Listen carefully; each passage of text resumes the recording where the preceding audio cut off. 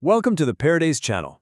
Today we explain Exodus chapter 5 in a clear and simple way, step by step. It's a pretty profound question, isn't it? I mean, think about a time in your own life when you took a really positive step forward. Maybe you followed a direct instruction, or you tried to fix a terrible situation, only to find that your actions actually resulted in immediate, severe hardship. So how do we react when the right path brings instant pushback?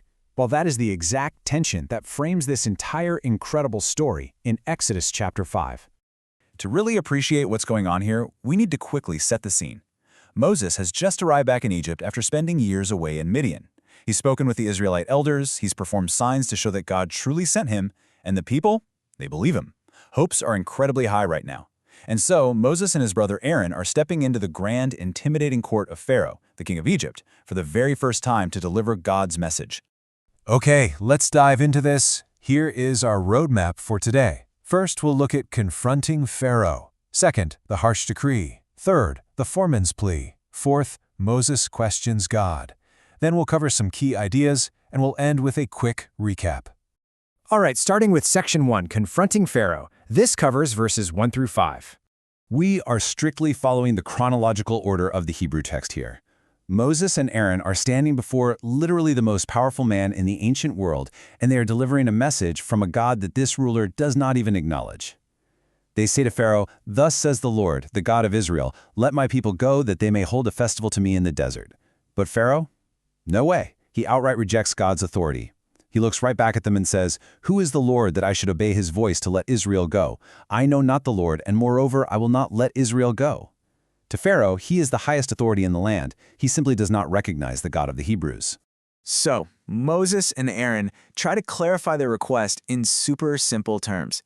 They ask to take a 3-day journey out into the wilderness. And why? To offer sacrifices to their God. They explain that if they don't do this, God might strike them with pestilence or the sword. You see, they're just asking to leave this city to worship so they don't offend the Egyptians with their sacrifices, and so they can fulfill their spiritual duty. But Pharaoh doesn't care about their spiritual duty at all. Listen to his immediate counterargument.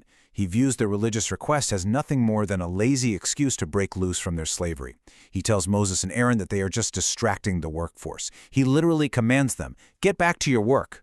He looks at this massive population of Israelite laborers and essentially accuses Moses of stopping the whole production line.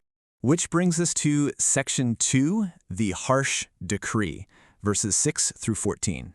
And this brilliantly illustrates just how furious Pharaoh is. He doesn't just say no, he retaliates against the Israelite slaves with a devastating and deeply cruel new policy that very same day. Previously, the Egyptian slave drivers supplied the Israelites with straw. Now, straw is absolutely essential to bind the clay together and make strong bricks. But under the new decree, the straw is completely withheld. The slaves must now go out and gather their own stubble to use instead of straw. But here's the trap. They are still required to produce the exact same daily quota of bricks. It's a mathematically impossible task, completely designed to crush them. Okay, to really understand how this plays out, we need to carefully isolate the who. Let's slowly walk through this chain of command so we know who is who. At the top, level 1 is Pharaoh, the ultimate Egyptian ruler. Level 2 are the taskmasters or slave drivers, known in Hebrew as the Nogasim. These are Egyptians who oversee and dictate all the work. Below them at level 3 are the foremen or officers, the Shatrim. And it is absolutely crucial to note that these Shatrim are Israelites. They are essentially middle managers chosen from among the slaves, totally responsible for making sure the quotas are met. Finally, at level 4 are the general Israelite slaves, the manual laborers out there making the bricks. Now trace the exact physical consequences of this decree step by step across Egypt. First, the straw is withheld. Second, the Israelite slaves have to scatter all over the entire land of Egypt just to find stubble. Because of all this massive time lost gathering materials, step 3 happens. The daily brick quota is inevitably missed. And step 4 is the tragic result of all this. The Israelite foremen, those Shotrim, are brutally beaten by the Egyptian taskmasters, the Nogasim, simply because their people couldn't meet the impossible target. The foremen physically take the punishment for the slaves' inability to achieve the unachievable. Moving right along to section 3, the foreman's plea, verses 15 through 21. So we shift our perspective chronologically from the dusty, miserable brickyards back to the grand halls of Pharaoh's court. The beaten, desperate Israelite foremen actually go over the heads of the Egyptian taskmasters and beg Pharaoh directly for mercy. They cry out, "Why do you deal thus with your servants?" They explain the sheer injustice of it all, that no straw is given, yet they are the ones being beaten. But Pharaoh, he coldly rejects them. His response confirms that the impossible quota is entirely intentional. He calls them lazy. He says their desire to worship God is just proof of their idleness. There will be absolutely no mercy. The quota remains. As the foremen leave Pharaoh's presence, reality hits them. They are in deep trouble. Immediately, they run right into Moses and Aaron, who are waiting outside. And the foremen just lash out in a highly dramatic encounter.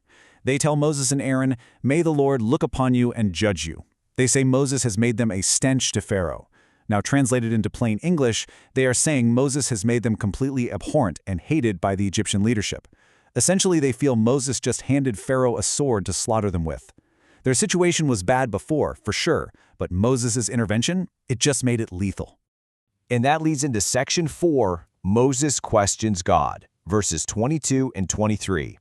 Now, Moses doesn't sit there and argue with the foreman.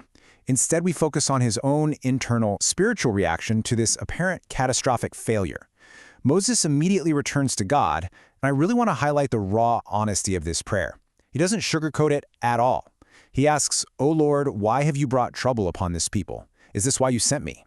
He points out the incredibly painful facts. Ever since he came to speak in God's name, Pharaoh has only brought worse trouble upon the Israelites, and God hasn't rescued his people at all. It looks, from a purely human perspective, like a total defeat. Okay, section 5, key ideas.